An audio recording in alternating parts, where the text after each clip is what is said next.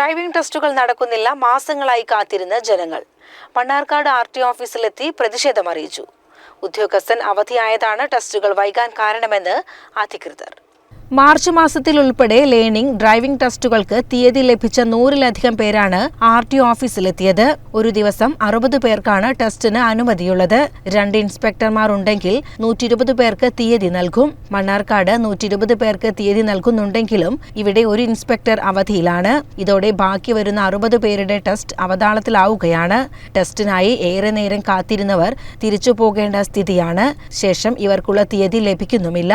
പരാതിക്കാർ RTO ഓഫീസിലെത്തി ബഹളം വെച്ചതോടെ Mannarkkad police സ്ഥലത്തെത്തി ഇവരെ അനുനയിപ്പിച്ചു.